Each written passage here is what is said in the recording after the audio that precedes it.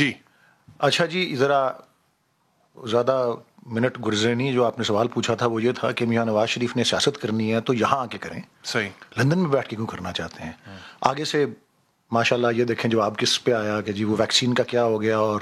وہ جو مظاہرے ہو رہے تھے, احتجاج ہو رہے تھے, ان کا کیا ہو رہا ہے. تو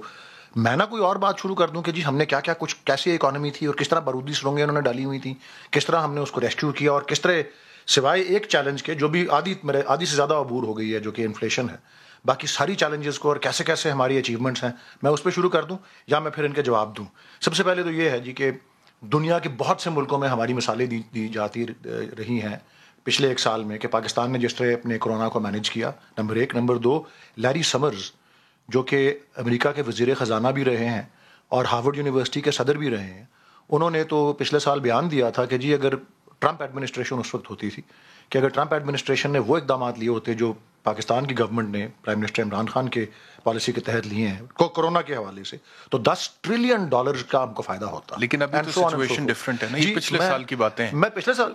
بہرحال جی یہ 14 ماہ پہلے ابھی تو پرائم منسٹر صاحب خود کہہ رہے ہیں کہ لاک ڈاؤن نہ کرنا پڑ جائے, جو لاک ڈاؤن کے بڑے خلاف. درست ہے, بالکل درست ہے جی. 14 مہینے پہلے جب یہ آئی تھی تو یہ نئی بات تھی. اب 14 مہینے کا تجربہ ہم کو بھی ہے اور دنیا بھر کو بھی ہے, وسائل اور ہمارا اپنا ٹریک ریکارڈ بھی سامنے ہے. اور yes, prime minister Imran Khan is deadly oppose to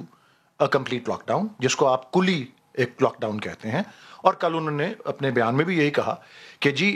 ہم ایک موقع پہ بہت سرخرو ہوئے تھے جب پچھلے سال جون جولائی میں بہت پیک کیا تھا جی. اور پاکستان کے عوام نے, پرائم منسٹر نے اپنی پہلی اسپیچ میں یہ کہا تھا کہ کوئی ریاست کوئی حکومت اتنے بڑے چیلنج کا مقابلہ نہیں کر سکتی جب تک اس کے لوگ اس کے ساتھ نہ کھڑے ہوں. پاکستان کے لوگوں نے تو سارے نمبر آپ کو دیے نہیں, پاکستان کے لوگوں نے والنٹری چینج آف بیہیویئر کیا, جو آپ کہہ رہے ہیں اس کے سارے نمبر آپ کو دیے, لیکن ابھی سچویشن ڈفرنٹ ہے. There is a new challenge now with this new wave, اور اس پہ تو پرائم منسٹر صاحب بھی بڑے پریشان نظر بالکل ہے پریشان. اور ڈاکٹر فیصل صاحب نے میرے شو میں بھی تھوڑی دیر پہلے کہا ہے کہ 15% سے اوپر جہاں پہ پازیٹیوٹی ریٹ ہے ان کو لاک ڈاؤن کیا جا سکتا ہے. تو بالکل درست ہے جی, بہت سارے شہر ہیں جن میں 15%. That is correct. بٹ بہرحال جی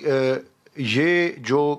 میں آپ کو عرض کر رہا تھا کہ لاسٹ ایئر جب یہ اسپائک کیا اور پاکستان کے لوگ جو تھے انہوں نے ایک والنٹری چینج آف بیہیویئر دکھایا, پرائم منسٹر کی اپیل فی الحال تو یہی ہے کہ وہ ابھی بھی چاہ رہے ہیں کہ لاک ڈاؤن نہ ہو. یس, اگر کوئی چوائس نہ ہو تو وہ ضرور ہوگا, لیکن انہوں نے, اور وجہ کیا ہے اس کی نہ کرنے کی, وہ یہی ہے کہ اس سے سب سے زیادہ جو اثر پڑتا ہے وہ غریب طبقے پہ اور اس پہ پڑتا ہے. تو پرائم منسٹر کی اپیل یہی ہے کہ وہ ڈسپلن, وہ ایس او پیز, وہ جس ایک والنٹری چینج آف بیہیویئر کا مظاہرہ پاکستان کے لوگوں نے تقریباً 1 سال 9 مہینے پہلے کیا تھا, جولائی میں تک پچھلے سال, وہ دوبارہ کر لیں اگر, تو ایسی نوبت نہیں آئے گی انشاءاللہ. اور ایک میں عرض کر دوں اور جو کہ ویکسین کے بارے میں کہا ہے, پاکستان نے انیشلی کیبنٹ کے فیصلہ ہوا تھا $125 ملین مختص کیے تھے ویکسین کے لیے, اور اس کو پھر ڈبل کر کے $250 ملین کا کر دیا گیا تھا دسمبر 2020 کے اندر کیبنٹ کے فیصلے سے. مسئلہ یہ ہے کہ اس وقت انٹرنیشنل مارکیٹ میں ویکسین اویلیبل نہیں ہے, اور سب سے بڑی جو پروڈکشن انڈیا میں ہو رہی ہے انہوں نے باہر بھیجنا بند کر دی ہے کیونکہ انہوں نے کہا اپنی ضرورت